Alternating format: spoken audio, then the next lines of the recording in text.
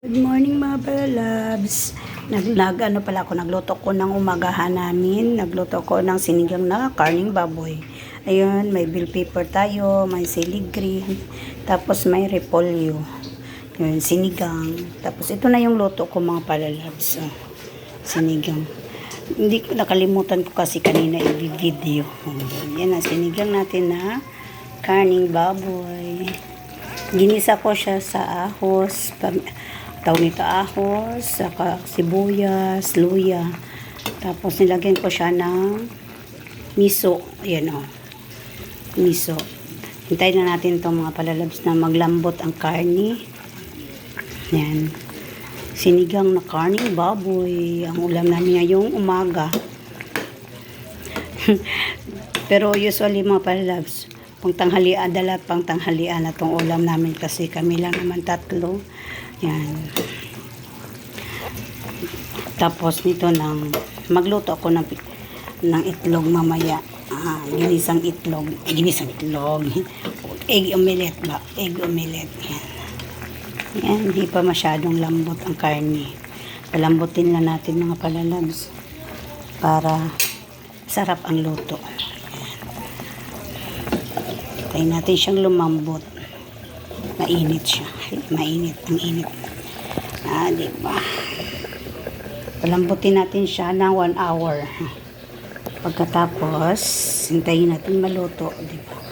Ano siya? Kulo-kulo lang yan siya mga pala. Sa kulo-kulo lang yan siya.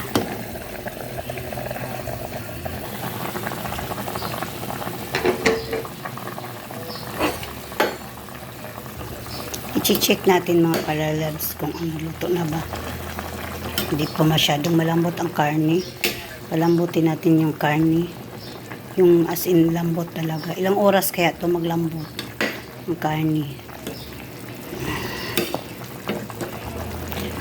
Tapos mamaya ko na siya lagyan ng sinigang para hindi siya magtigas lalo yung karne. Palambutin na natin yan mga palalabs. Mga 1 hour. Yan. Sinigang na karning baboy. Ulam namin ng tanghalian to. At saka, syempre ngayong umaga, magluto ako ng omelette egg. At saka may konting sabaw, diba? Yan. Hintayin na natin mga palalabs hanggang maluto siya. Hanggang lumambot yung karne. Wow, lambot na siya. 1 hour later, lambot na yung karne. Try natin siya. Siya.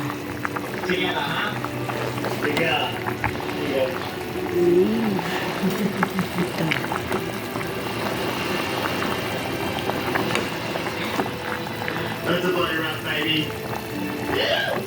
So, try natin. Lagyan na natin siya ng sili at saka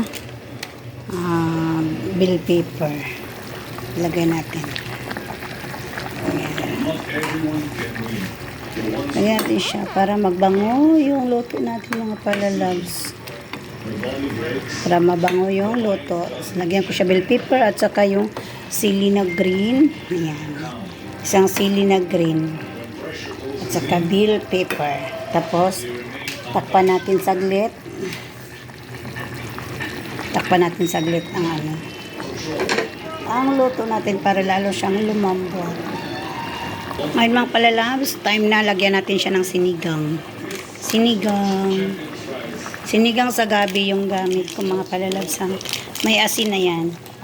Habang nagluluto ako kanina, nilagyan ko na siya ng asin para manunuot yung lasa. So, yan. Yan ang lagyan natin siya last ko yung lagay yung repolyo.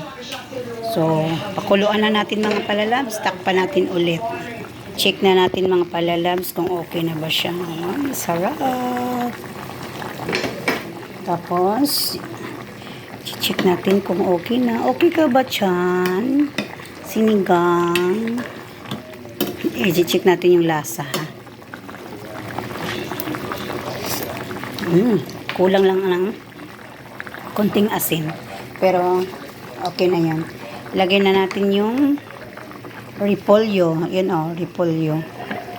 Lagyan natin siya ng repolyo. Ayan. Sinigang sa gabi. Lagyan natin ng repolyo. Pagkatapos ng repolyo, takpan lang natin ulit mga palalabs. Ayan. Hindi natin siya haluin. Mamaya, ihaluin natin yan mamaya. So, i-check na natin mga palalabs. Yung repolyo, nilagay ko ng repolyo. Tapos, haluin na natin mga palalabs. Natimplan ko na siya, may asin na siya, at saka yung ajinomoto. Nilagyan ko na siya. Yan. Luto na siya. Sarap. Sarap ng luto. Sinigang na karning baboy. Diba? Sarap kasi pag sinigang, pag may ganito, may medyo taba-taba, ang ganyan. Medyo taba-taba siya. Tikman natin yung lasa mga palalabs. Kung okay na ba.